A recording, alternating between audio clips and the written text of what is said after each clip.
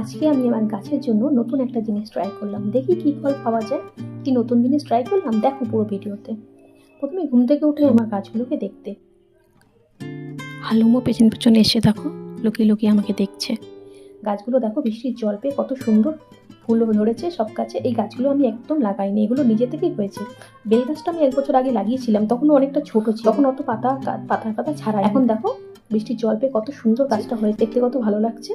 আর এই যে কড়াইটা দেখতে পাচ্ছ, এই কড়াইটাতে আমি রাখি জল পাখিদের জন্য। তোমরা এইভাবে কি জল রাখো আমাকে অবশ্যই বলো কিন্তু কমেন্ট করে। এই দেখো পেয়ারা গাছটা, পেয়ারা গাছেও অনেক ফল ধরে। পেয়ারা গাছটাতে এখন প্রচুর পরিমাণে ফল হয়েছে বৃষ্টির জল পেয়ে। ওর মধ্যে একটা ফল আমি দেখতে পেলাম, পেয়ারাটা একটু সাদা সাদা হয়ে গেছে। আমি তাড়াতাড়ি গেলাম সেটাকে পেরে নিতে, কারণ যদি এটা আমি পেরে না নিই তবে ওইটা বাদুড়ে খেয়ে একদম নষ্ট করে দেবে। রান্না বান্না বসিয়ে দিয়েছে। আজকে আমার নিরামিষ, তাই হচ্ছে টক ডাল আর কিছু ভাজাভুজি। এবার আমি সবজির খোসাগুলো নিয়ে চলে আসলাম সোজা আমার গাছের গোড়ায় দিতে। সবজির খোসা দিলে নাকি খুব ভালো ফল পাওয়া যায়, তাই আমি নতুন একটা এক্সপেরিমেন্ট করতে চলে আসলাম। দেখি